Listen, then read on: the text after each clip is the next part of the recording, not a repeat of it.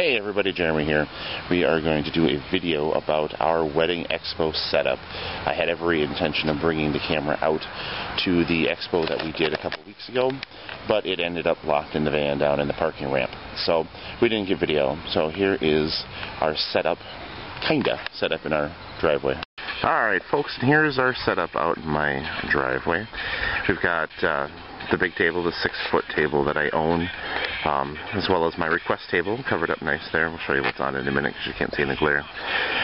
We've got the 125s up there on speaker stands, the 5-foot truss. The only thing missing up there right now, well, there's two things. In between the truss poles, I have the American DJ banner that they made for me.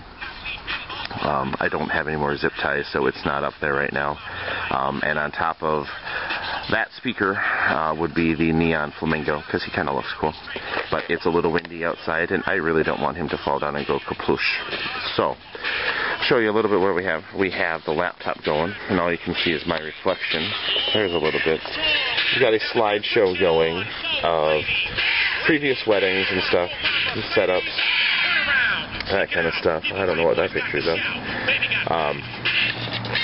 And you can hear we also have running, right now it's Baby Got Back, but what I did is I went on and plugged in Mobile Beats Top 200 playlist and just set it playing. It seems to work out pretty well. Right now it's just playing out of the computer. At the wedding fair I had the amplifier tucked underneath the table and actually had these speakers running.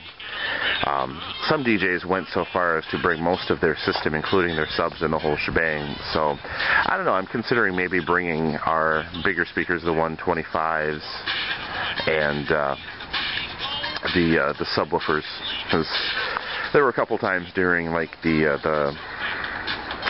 fashion shows that they do that some of the DJs turned it up a little bit, and you could really feel it thump. So, you know, compared to what we were doing, definitely had a little bit better sound quality and a little bit better push. So, promotional materials, we print our own stuff still. You can't really see it real well, but it is just a flyer, basically congratulating. We actually go through and list our prices. It's always kind of been one of my beliefs that, you know, people want to see what your prices are. So it's a 3-page packet. I use both glossy and cardstock for the cover. Second page is a frequently asked questions in color. Most of the same information can be found on my website if you're looking at that. And then the last page of it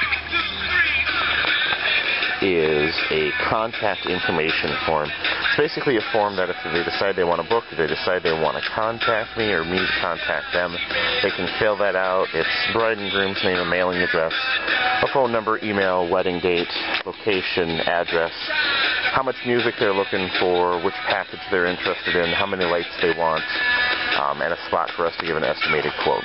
Basically everything we need in order to write them a contract.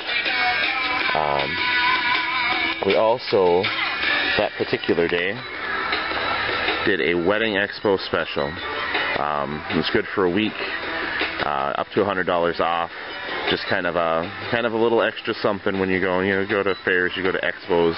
People are giving stuff off, so that's what he did. I needed a way to do them, and I thought the best way to would be about business card size. So what I did is I took our old business card that I have a ton of laying around that we don't use anymore, and I bought labels, printed the labels, and attached them to the back of a business card. It's kind of a recycling and then you never have to wonder, oh, where'd I get this from? Oh, there it is, it's right there. That's who we got it from. In addition to our regular business card, there's a business card we use now. So, that's what the main part of the table looked like. We also had some candy spread out and some decorative beads. We had a second stack over here. Like I said, it's windy, so right now the business cards are working as a paperweight. We also gave away a digital picture frame, and as you can see, I still need to mail it out. I just got her address yesterday. The box is just a simple little gift bag that you can buy at Walmart. I think we paid $1.50 or something like that for it. And Alright, as I was saying, you should always check your memory card before you start videotaping to see if you've got enough memory on your memory card to tape. So, like I said, this bag we got at Walmart for like $1.50, $2, whatever it was. Just a gift bag. You can throw their stuff in there. A real simple Word document for the prize drawing, name, phone, email, the wedding date, and would you like us to contact you? Most wedding fairs will have a list of brides that they compile along with their email addresses and that kind of stuff. Some places give it to you for free, some places make you pay for it. This particular wedding fair made us pay for it. I decided it wasn't worth the $30 or whatever they wanted for them to email it to me, so I decided to do this instead because I had gotten the email list at the last wedding fair we had done. I didn't get much response from it. I don't know if I got any actual bookings from the emails or the phone calls that I made off of the list, so I guess it just wasn't worth it to me. I figured the people that put their name in here and marked yes actually want me to talk to them, so I've got a better chance going after them that way. This wedding fair cost us a $400. It was $405 to get a booth with electricity. Electricity by itself was $30. They nickel and dime you for this one, except it's not nickel and dime you. It's 20 and 30 for this one. A table for them to provide it was $30. Skirting for them to provide it was $25. Each chair was $5. This, that, the other thing. So. Your best bet in most cases for wedding fairs is to have your own stuff to bring. We have our own folding table to bring. We have our own request table to bring. We did bring 2 chairs with, although you're not going to spend much time sitting down at wedding fairs. You're going to need to be standing. That said, it goes back to the comfortable shoes, and it goes to think about a pad of some sort for the floor. We didn't bring it with us to this one, but we are going to for the next one.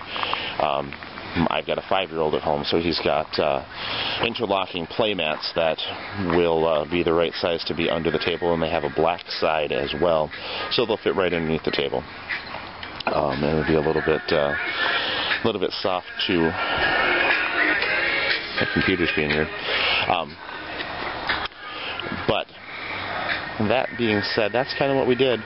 Always look professional when you go to wedding fairs. We wore shirt and tie. I did bring my assistant Brian and my wife with. Maybe 3 people was too many in the booth, but that's what we went with. At times, all 3 of us were talking to different brides. We worked from behind the table. Some people prefer to work in front of the table.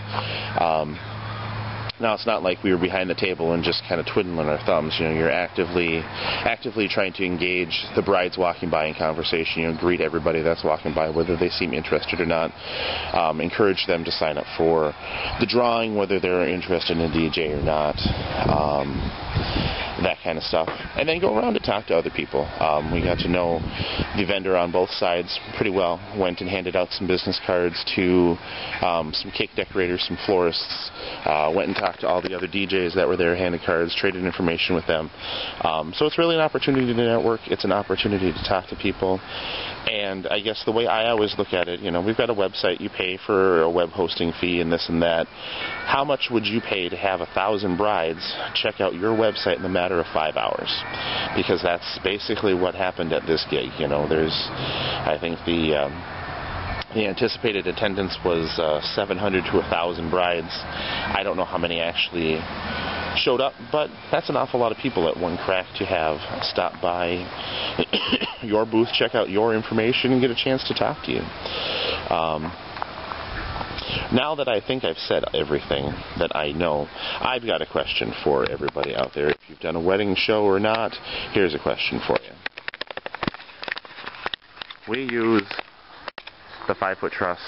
We just put the color banks up there. Obviously they're not on right now because I don't have things plugged in, but they were on at the wedding fair. Pointed up a little bit because pointed down they get a little bright and a little repetitious. So my question for you, after seeing, there were some other DJs that had a more full light show, and obviously if you guys have seen any of my gig logs, you realize that we have quite an extensive light show at times. So my question is, do you guys think, in your opinions, would it be better to stick with those, or for the next wedding fair, should I pull out more lights and set more lights up there? So I'm just wondering, and part of why I haven't is because the banner fits so nicely right underneath that truss bar there. So I don't know. What do you guys think? That's what I know about wedding fairs. At least what I've remembered to tell you as I'm pacing around my driveway. So if you have any questions, comments, whatever, post them down below. And everybody practice and enjoy and market. Later.